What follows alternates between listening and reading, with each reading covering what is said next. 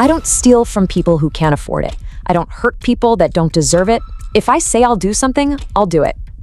Right out of the gate, while holding up a crowded room, our protagonist Parker lays down the law. It's an unforgettable introduction to a very gritty moral compass. He might be a criminal, yeah, but he's bound by laws that are way stricter than the society he's robbing.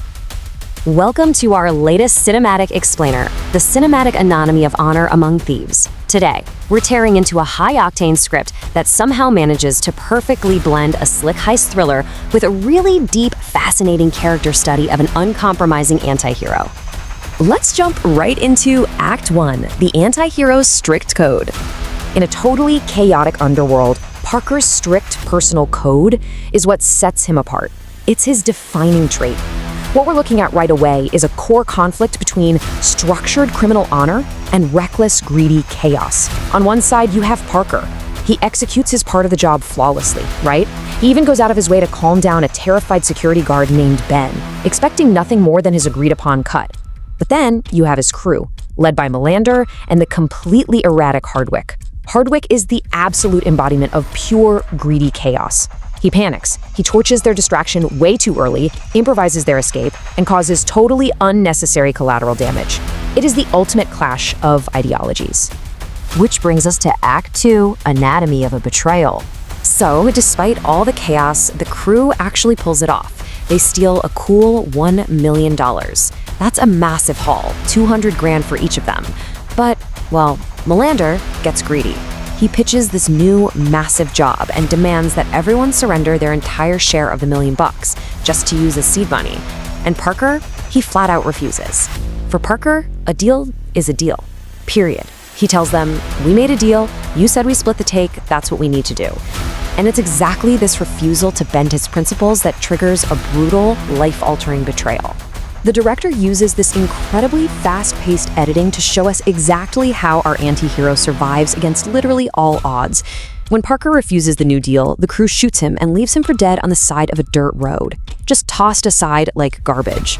But sheer willpower and, honestly, a crazy stroke of luck, being rescued by passing tomato farmers, keeps him alive. He wakes up, escapes the hospital right in the middle of his recovery, chokes out an associate who tries to double-cross him for papers, and secures a fake Texas identity, Daniel Parment. He is now a ghost, fully committed to a relentless pursuit of vengeance. Moving straight into Act 3, Entering High Society. The tone and setting shifts dramatically here. We leave the gritty, dust-blown Midwest behind and step right into the manicured, pastel perfection of Palm Beach, Florida. And look at that leap in the stakes. The crew isn't knocking over a fairground anymore. They're targeting the late Miriam Hope Clendon Society jewelry auction. We're talking an inventory worth a staggering $75 million. This astronomical number sets the stage for our ultimate cinematic showdown, taking these gritty underworld thieves and dropping them right in the middle of billionaires and high society. Act 4, The Unlikely Insider. To actually navigate this wealthy, completely closed-off world of Palm Beach, our anti-hero desperately needs local knowledge. Enter Leslie Rogers. She is the perfect unlikely insider, effectively bridging the gap between Parker's violent underworld and the untouchable elite of Florida. Let's be real, Leslie is desperate. She's broke, pushing 40, living with a difficult mother, and driving a car that's literally about to be repossessed. But she is incredibly observant. While showing Parker, who's, remember, posing as its wealthy Texan, around these $19 million mansions, she completely sees right through him. She clocks his slip-ups, the fact that he has zero credit history, and his fake English accent. But instead of turning him in, she leverages the entire situation, demanding a cut just so she can escape her miserable life. And there's this incredible moment when Leslie finally realizes Parker intends to go after the men who stole from him. She's terrified, but she's also intrigued, and she outright asks him if he's going to kill them. Parker doesn't just say yes or no. Instead, he delivers this line: "Civilized people need to follow rules. Just going to put things right." Wow, that quote perfectly captures his chilling yet strangely principled justification. To him, punishing this violent crew isn't about simple malice. It's about restoring a necessary order. They introduced chaos into his life, and he is simply there to correct the balance. Let's break down Act 5, the climax and payoff. This is where our anti-hero executes an absolute masterclass in tactical revenge, proving that his mind is actually his most dangerous weapon. It's brilliant in its simplicity. First, he sneaks into their safe house beforehand and totally sabotages their weapons by bending the firing pins. Then, he just waits.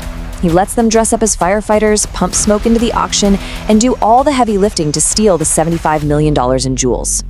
Work smarter, not harder, right? Third, he ambushes them back at their hideout right when they're distracted by their supposed victory.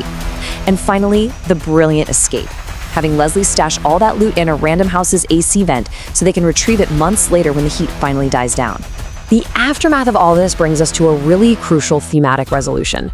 Parker eventually tracks down the Chicago mob boss Danziger. This is the guy who backed the treacherous crew, and even sent a hitman after Parker's family. Danziger realizes he's completely cornered, so he tries to negotiate like a businessman. He says, I was gonna give him 20 cents on the dollar. I'll give you 40. And Parker? He just replies, it's not about money. This one exchange absolutely cements the film's ultimate thesis. For this anti-hero, principle will always outweigh profit. Danziger broke the rules of engagement, and there is no amount of money that can buy a pass for that. Now let's zoom out a bit for Act 6, Cinematic Themes and Vision.